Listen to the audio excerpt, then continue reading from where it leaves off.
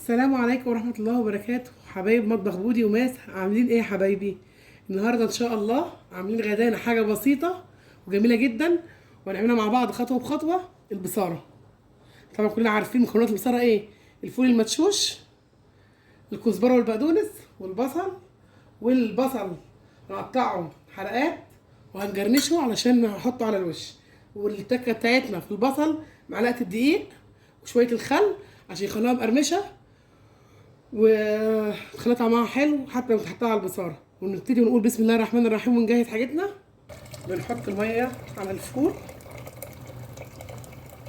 والله يا جماعه الاكله دي جميله جدا وبتاكل وبتشبع ما شاء الله. بأقل تكلفه بتملي بيها في بيتك برضو اكل وحاجات بتلاقيها في بيتك.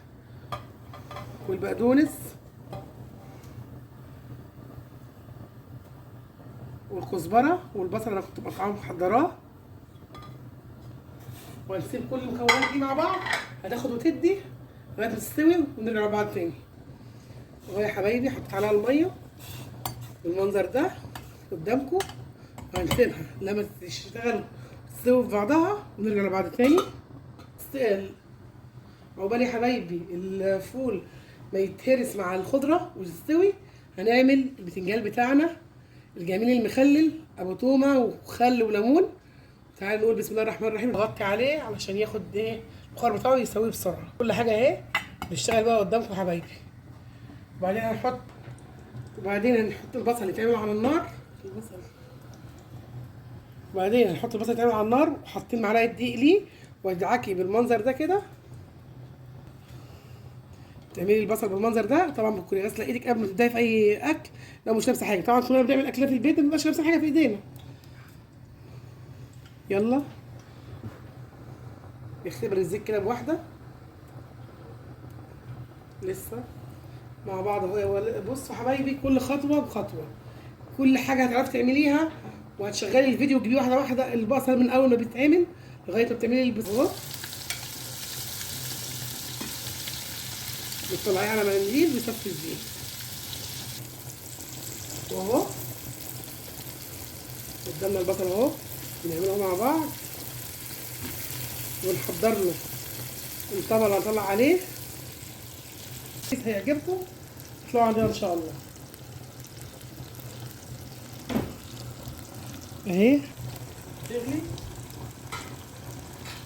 الحاجه ما شاء الله. والله حاجه عسل كده وحاجه بيتي وحاجه حلوه وتفكرنا بايام الروايح الحلوه بتاع اللي كان فيها الخير الاول. دلوقتي المطاعم الشبراوي والمطاعم اللي هي الكبيره دي بتاعت الفول والطعميه عاملين البصاره دي في علب والعدس ويبيعوها. الناس كلها بتحبها بس مش كله بيعرف يعملها في البيوت. يا حبايبي قدامكم برضو البتنجان حاطينه على النار بيصيروا قدامكم.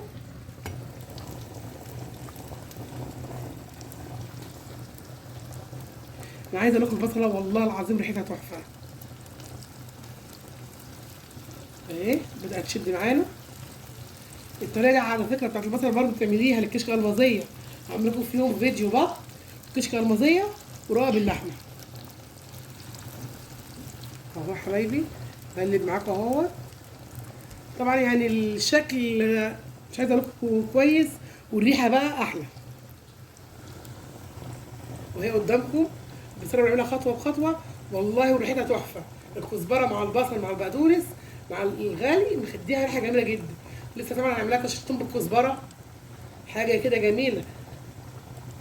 والبتنجان هقول لكم تخليله يعني مش هتبطلي تخليه بالطريقه دي وتحطيه في علبه في الثلاجه وبيقعد معاكي فتره طويله من 10 15 يوم بتشتري منه عادي. اهو يا حبايبي شوفوا البصل بدا يعمل ازاي. لونه ذهب وكرنش كده وجميل حاجه ما شاء الله. هنطلعه يبرد عشان نعرف نحطه على البصاره عشان نطلع عليه ونفرشه مناديل. عرفتي بقى انا بقول لك شيلي ليه الجنيه والاتنين جنيه. عايزه مناديل لمطبخك هتجيبي مناديل ورق، عايزه تجيبي فوط جديده لمطبخك، عايزه تجيبي مفارش للادراج للدولاب بتاعت المطبخ. انت ما تقوليش على حاجه في حياتي يعني كده كده مصاريف غاليه والمعيشه غاليه. وفري ودبري وفي بيتك جيبي اللي انت نفسك فيه.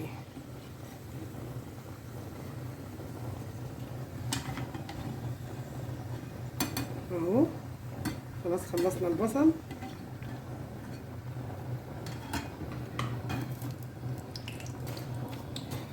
شوف شكله عامل ازاي، ده والله يتاكل من غير حاجه من حلاوته وشكله. اهو حبايبي شكله عامل ازاي. هنركنه بقى لما يبرد ونشوف الحاجات بتاعتنا الباقيه اللي حاطينها غدانا النهارده، اللي هو الايه المصري الحارج زي ما بيقولوا. خلاص كده يا حبايبي البصله هنطفي عليها هتبرد ونضربها في الخلاط ونرجع لبعض تاني. دلوقتي يا حبايبي اهو البتنجان بعد ما خلص قدامكم سلقناه وهنوريكم تخيلوا ازاي. اهو الطبق جميل اهو، لسه ده شكله لسه ما دخلناش فيه حاجه. هنقول بسم الله الرحمن الرحيم ونبتدي نفتح فيه كده اهو ونخليه قدامكم. الخلطه انا عاملاها في الفريزر وشايلاها، فلفل احمر على فلفل اخضر على الثوم، عاملاها في علبه كده وحطاه، بس اول ما بطلعه من التلاجة بحط عليه الخل والليمون والشكل ده اهو الشكل النهائي بتاعه وانا بعمله. وتركني نعمل واحده تاني قدامكم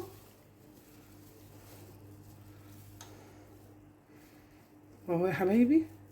ده بتحطيه في علبه وتخليه عندك في التلاجة وتشتغلي منه، ما بتهروش قوي في السليق، بتخليه ماسك نفسه كويس كده عشان عمليه التخليل اللي انا بعملها له تفضل ماسكه فيه وكويسه ومبقاش مهري. اخلص الكميه ونرجع لبعض تاني. ايه رايكم في الحلاوه دي اهي قدامكم، كل حاجه بعملها خطوه بخطوه، واعملي وجربي في بيتك وما تشتريش حاجه جاهزه من بره.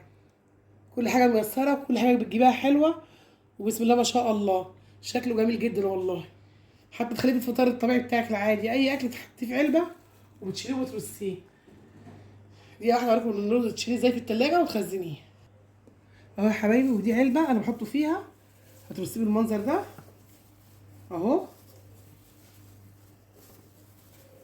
هتخليه عندك تاخدي منه، مش لازم كل يوم تشغلي وتعملي ايه اهو. ترصيه كده وشكله حلو جدا. وبنزل بطبق الخلطه بتاعته اهو. قولوا لنا ايه رايك.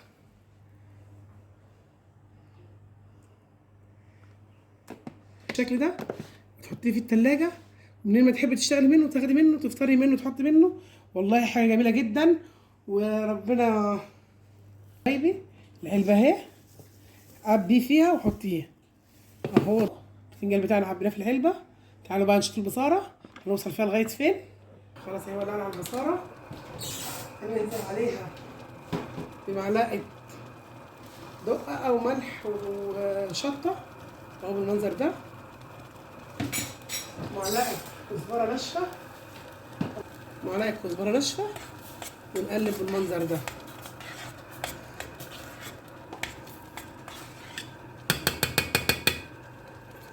شطه وكده حطينا الكزبره والشطه وشويه الملح او الدقه اللي انت عاملاها الكامله تمام. وبنعمل ودي التومه اللي بنعملها نحطها على البصاره، والبصله اللي انا عاملاه منها للوش بحط حته منها على التومه كده عشان تطعمها وتدي طعم حلو. صدقيني امشي خطوه بخطوه على طريقه البصاره دي ان شاء الله هتبقى كويسه تقدري تعمليها.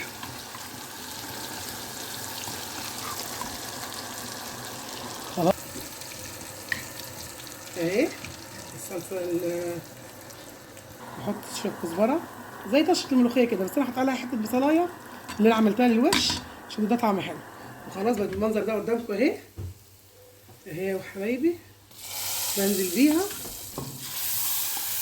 وبألف هنا وهعبيها قدامكم. وده يا حبايبي الشكل النهائي للغدا بتاعنا النهارده. قولنا ايه رايكم، اكله جميله وبسيطه ومش مكلفه وبجد ريحتها تحفه وطعمها حلو. وما تنسوش طبعا الاشتراك في القناه بتاعتنا وتفعلوا الجرس ولايك وشير عشان نكبر بيكم وليكم. والسلام عليكم ورحمه الله وبركاته.